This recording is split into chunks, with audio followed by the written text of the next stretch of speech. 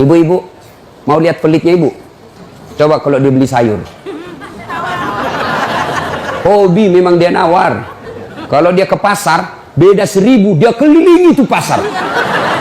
Beda 1000 tuh dia kelilingi. Bu, halo ibu. Bu, kalau ibu belanja di Trans Studio, Trans Mall, atau Alfamidi, Alfamart, tawar apa tidak? Tawar apa tidak? Coba kau tawar, dibilang ke orang gila.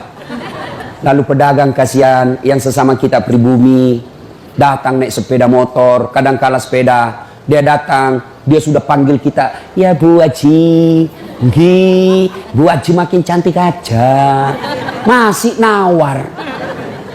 Apa namanya kalau bukan pelit? Sudah enaknya itu, berapa mas? 10.000 Bu Haji, 11.000 ya. Mantap. Kalau kan ibu-ibu yang suka nawar, kalau bapak-bapak kan tidak suka nawar ya. Ini ibu-ibu tuh suka betul nawar. Bu, ibu mau ndak suaminya diambil orang? Mau? Silahkan pelit. Orang pelit itu tidak ada yang suka. Bahkan orang pelit sekalipun tidak suka sama orang pelit. Benar Pak. Begitu jeleknya itu sifat pelit, tidak ada yang suka. Coba saya tanya, bapak-bapak senang tetangga dermawan atau pelit? Ibu-ibu senang suami yang pelit atau dermawan? Senang mantu yang pelit atau dermawan? Teman-teman yang pelit atau dermawan? Dermawan, tidak ada orang suka orang pelit. Bahkan orang pelit pun tidak suka sama semuanya pelit. Jangan kau ke rumahnya, pelit dia itu, padahal dia juga pelit. Begitu jeleknya itu sifat pelit. Demi Allah, tidak ada orang bangkrut gara-gara sedekah. Adakah pernah bapak dengar, mas, tuh yang di sudut rumah di komplek, tuh kaya betul dulu Ustadz, cuma karena dia rajin sedekah, bangkrut. Ada? Tidak pernah. Biasa kita ini sangka buruk kepada Allah. Tidak mau bersedekah karena sangka buruk. Nanti saya makan apa? Nanti saya makan apa? Jangan cemas rezeki. Jangankan diambil orang. Tertukar saja tidak. Cica aja dijamin rezekinya. Tahu Cica? Tahu? Cica makan apa ibu? Masuk akal enggak? Enggak masuk akal. Gimana caranya? Satu di dinding, satu terbang. Di mana ketemu? Enggak ada terminalnya. Kalau pesawat terbang, kita jalan, ada ketemunya di mana? Di bandara. Ini Cica satu terbang, satu di dinding. Di mana ketemunya? Tapi lagu kita waktu kecil kan, Cica di dinding, diam merayap, datang seekor nyamuk. Nyamuk yang datang. Nyamuk yang datang. Allah jamin rezekinya. Lagu tidak bilang Cica lompat ke nyamuk. Setengah mati Cica, kasihan. Iya kan? Itu Cica, tidak sarjana, tidak punya kursus, tidak ada kaki, tidak ada otaknya, tidak cerdas, bisa hidup. Apalagi ibu, jangan pelit. Sedekah, Allah sudah jamin rezekimu. Bu, ada suaminya mulai selingkuh? Ada? Tidak usah curhat sama tetangga, apalagi curhat di Facebook. Tak kusangka kau begitu. Pret, beleng-beleng. Rahasia keluargamu kau ungkap di Facebook. Begitu mulai, bu, ciri-ciri laki-laki yang sudah mulai lain-lainnya. Kalau yang selama ini tidak pernah pakai sisir keluar, tiba-tiba rapi. Tidak pernah pakai parfum, tiba-tiba beli parfum malaikat subuh. Nah, yang tadinya keluar rumah tidak pernah pakai setrikaan, langsung rapi. Yang paling mencurigakan kalau dia terima SMS dalam kamar mandi. 70% wajib dicurigai. Nah, kalau sudah begitu ibu tidak usah curhat sama tetangga, lebih curhat kepada Allah. Bangun ibu sholat hajat, lakukan sampai 8 rakaat. Setiap 2 rakaat di sujud terakhirmu kau berdoa kepada Allah. Ya Allah, engkau yang membolak-balikkan rasa cinta dalam hati suamiku. Tidak mungkin aku bisa mengendalikan cintanya. Ya Allah, tidak mungkin aku jaga dia 24 jam. Engkau yang maha menjaga ya Allah. Ya Allah, pelihara suamiku dari godaan perempuan lain. Ini ada duit saya 500.000. Saya tolak bala besok ke panti asuhan. Mudah-mudahan 500.000 suamiku terhindar dari wanita jahat. Bismillah. Coba amalkan itu, Bu.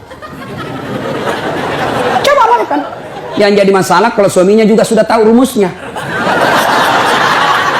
Dia bangun juga sholat tahajud. Dia bangun pula sholat hajat. Istrinya sebelah, kamar sebelah, suaminya kamar sebelah. Ya Allah, capek sudah saya lihat istri saya, ya Allah.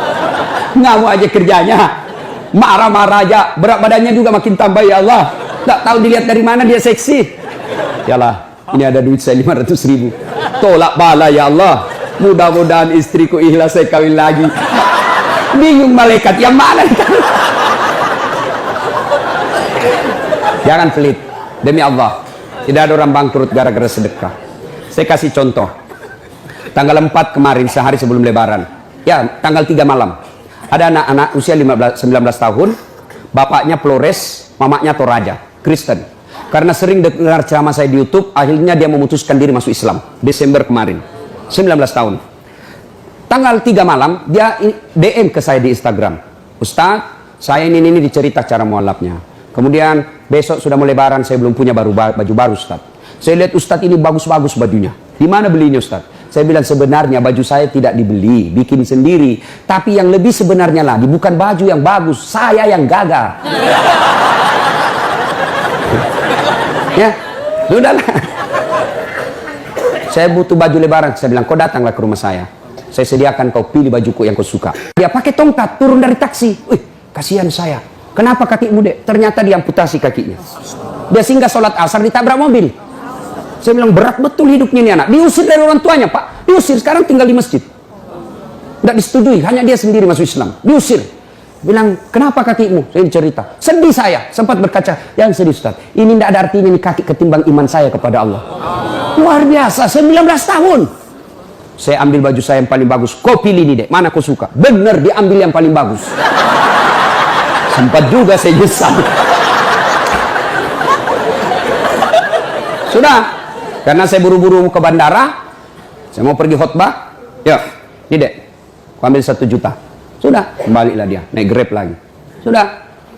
Perjalanan saya ke bandara, masuk WhatsApp. Tik, tik, tik, tik. Ustadz, berapa nomor rekeningnya? Wakil Wali Kota Balikpapan. Dalam hati saya bilang, kenapa lagi Pak Wali? Ada apa? Padahal dalam hatiku, segeralah. Kirimlah nomor rekening. Masih di atas mobil, masuk. Tik, tik, tik, tik. Masuk, berapa transferan masuk? 30 juta. Tadi keluar 1 juta. Tidak cukup sampai situ. Allah balas lebih banyak. Sampai saya di airport, bandara, depan pintu 7 nunggu saya keberangkatan. Tiba-tiba ada ibu-ibu lari. Bawa amplop. Ustaz, tunggu dulu Ustaz. Apa? Ini dalam hatiku. Ada apa lagi? Padahal cepat sudah. Ini ada ternyata ada fans saya, dia lihat saya di bandara, dia mau kasih, cepat buru-buru mau masuk bandara, dikasih saya melalui itu ibu, nih ada Ustaz titipan dari ini. Oke, saya buka, berapa isinya? 10 juta. Sudah 40 itu kan gantinya. Besoknya tanggal 5 selesai khutbah, biasanya kalau saya khutbah dikasih itu ibu 25 juta sama itu Bu Bupati. Berapa saya dikasih waktu itu? 35 juta. Berapa Allah ganti?